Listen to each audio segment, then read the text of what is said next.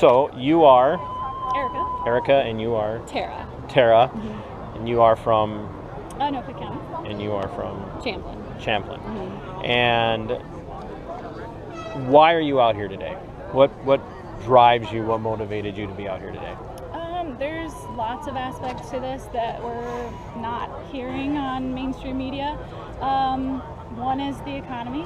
So I think Representative Jeremy Munson from Minnesota has said that at this trajectory, if we don't open stuff up by June, we're looking at a 30% unemployment rate, which is higher than the Great Depression. Okay. I'm trying it without the mic. Yeah. Because it's quieter down here. Nice. So now I can get both of you. Also, we don't hear about the suicides from mental health. There's people that have medical preventative procedures and surgeries and all types of really important things that they cannot get done right now because they're putting it off because of, the coronavirus. Hospitals, we were told that this was to allow hospitals to get ventilators and have more ICU beds. The ICU beds are not being used. We have more than enough.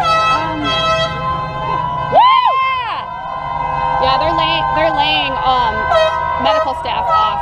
Yeah. They're on furloughs now, and that is not congruent to a pandemic. It's over 11,000 medical workers in Minnesota are unemployed.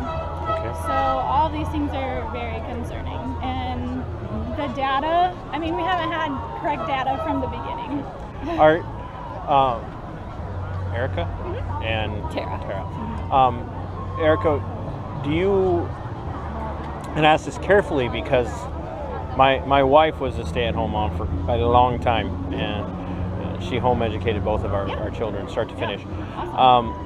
So when I ask you if you work, do you have a job outside of the confines of your home?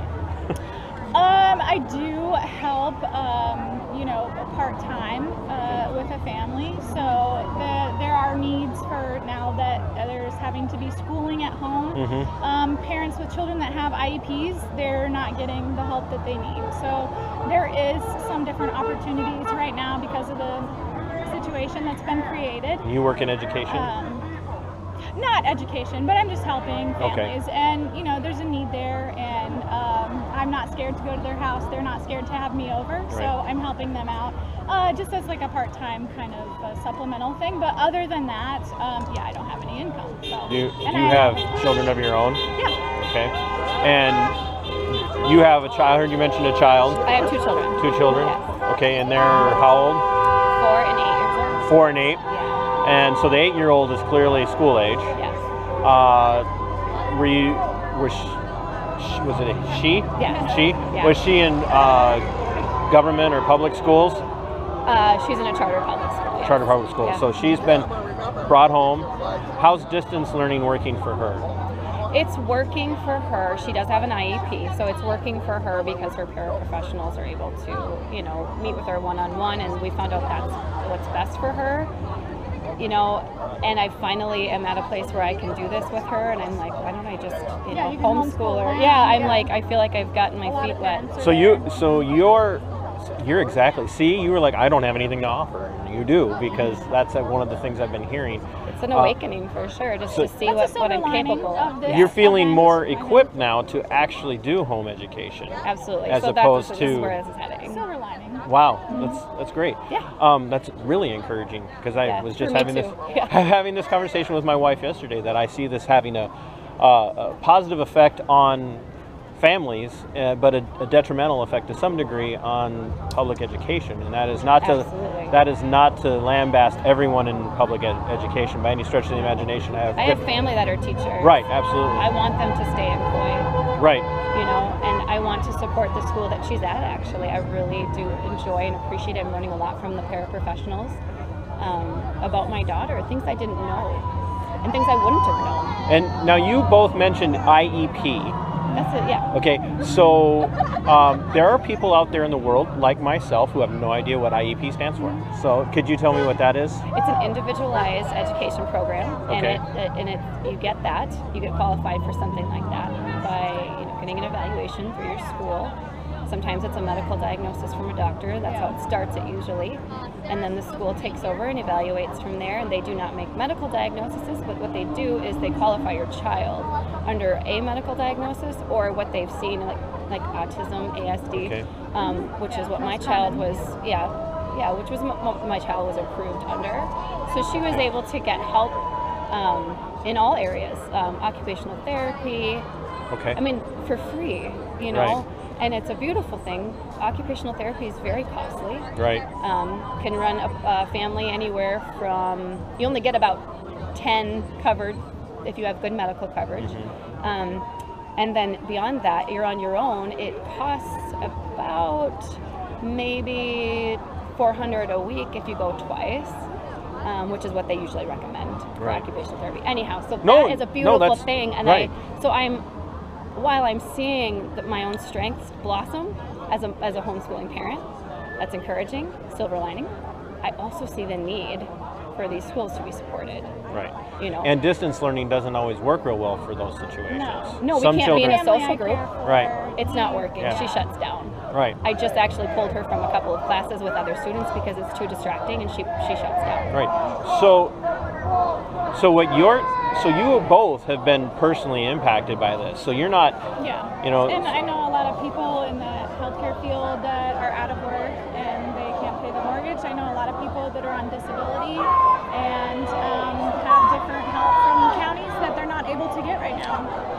I know a mother with a paralyzed child that has a G-tube and two other small children, and she cannot get food stamps right now, and she is unemployed. So the way this is headed is people are in for a really rude awakening. If this doesn't end. I do not think they have read or understood history at all. So they really need to go back and educate themselves. I agree. Now's the time. Yeah, I'm digging in myself more now than ever. Would you, how old are you? 33. Is this, do you see yourself more as just a kind of a mainstream individual who hasn't swayed left or right in their life, or have you been more to the conservative side? I grew up conservative in a faith-based conservative home. I don't have any, I would say, political affiliation. I would be more libertarian or anarchist, capitalist. Anarcho-capitalist. That would be kind of the vein that I agree with the most.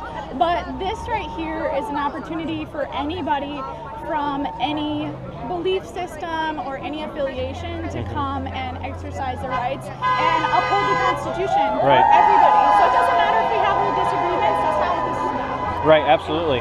And you had mentioned faith as well. Yes. Are you two about the same age? I'm 40. You're 40? Okay.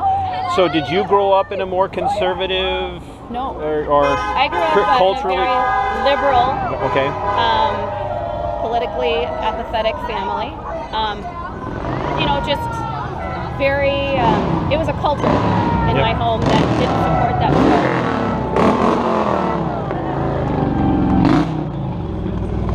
stuff. Thank you for waiting. No problem. Okay. I couldn't hear myself. So I didn't come to my faith until I was 30 years old. So I've had some, I've had both sides of the fence, in experience, a lot of experience on both sides. And right now I'm grateful that I can come out here and be amongst people that might not share my same faith, but they know their rights and they're exercising them, and it's energizing. And I know that this is just a catalyst to something much greater. And in my prayers, I pray that God would give the enemy into our hands, and I'm trusting in that. Yeah, awesome. I'm putting my faith in that. So I'm gonna ask this from a faith perspective now. So when you say faith, I'm assuming Christian. Yes. Okay. And I ask because there are people who are Jewish. There's Muslims who don't agree with what's going on. Neo-pagan and pagan. So like you said, it comes from both perspectives. Yeah. So common ground. This is common ground. Do you find yourself as a Christian coming to maybe a more conservative leaning than what you were raised in? standing out, not just from your family, but from maybe other people that you might even worship with, and not understanding your perspective? Yeah, it's very, the contrast is so clear right now. Yeah, absolutely. It's very apparent right now. Yeah. And I want to fight the good fight. I don't want to shame, ridicule, mock anyone for, opposite beliefs. I want to lead them to the water, and love them to truth, I got the chills. Like, this is awesome. This is spiritual, whether they know it or not. Yeah. Oh, absolutely.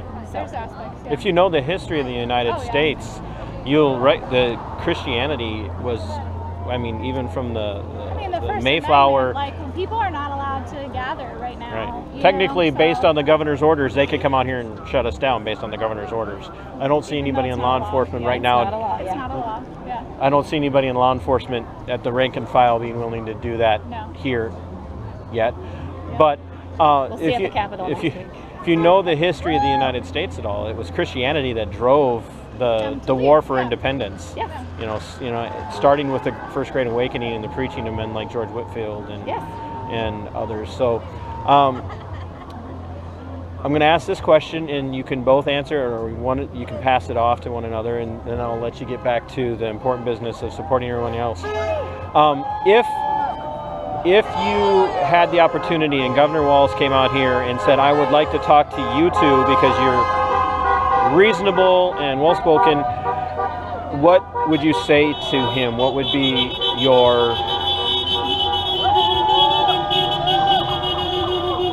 be your message to him as succinctly and as civilly as possible?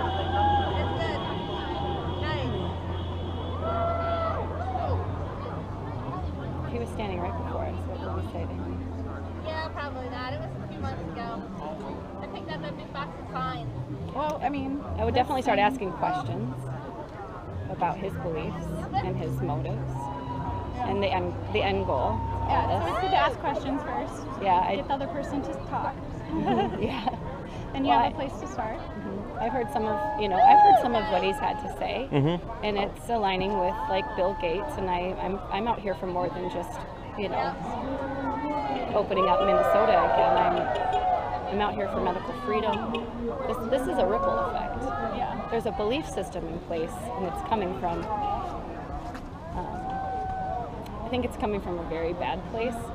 So yeah, I would start out by asking him questions. It's a worldview. Yeah. Yes, it's a worldview. Instead of looking globally and UN and WHO and all this, like, let's keep it local and make good decisions instead of joining us with states that have very liberal governors that are doing all kinds of draconian and Orwellian government overreach. I love the language you use. Thank you. Yeah, I know. I told her, I said, I am so grateful to have friends who are, very intellectual. Yeah, spiritual. There's wisdom. And I appreciate someone who's allowing me to ride on their shoulders, We all stand on the shoulders of a giant that went before us at some point or another. So. And I'm not ashamed to say it, I'm truth-seeking just as much as anyone else. But there is definitely something in my gut that says, on many levels, this is off, and I just keep digging. And you're gonna find the truth. That was unnecessary. Yeah. What just happened? I don't know. Somebody yelling. Yeah, yelling expletives at the haters. That doesn't help. See that's my ministry right now too. Is like, you guys, we need to be civil. We cannot do what we hate. Right. We cannot justify what we hate. What we say we hate. Yeah. I just say it's okay. We're here for you guys too. We are absolutely. We're standing up for your rights too. Right. Just like Jesus was there for the sinners that hated him. He was there for them too. Not that I'm Jesus. Can I? I look nothing like him, I'm sure. Are you both in church together? Are you not a churchgoer anymore? Okay. Can I ask what kind of denomination where you guys worship? We were at Messianic Judaism Church, and then crossover. Yeah, and then it was a nice mix of Christianity and Messianic being absolutely. Jesus. Yeah, absolutely. And then now we're at a wonderful church that is Baptist in its roots, and and we're enjoying ourselves very much. We've almost been there a year, my family, and I've invited her when the time comes. When they allow it. I mean, gag. Well, no, Oh, nice. I appreciate your time. The YouTube channel that this will be on is called the Minnesota Black Robe Regiment.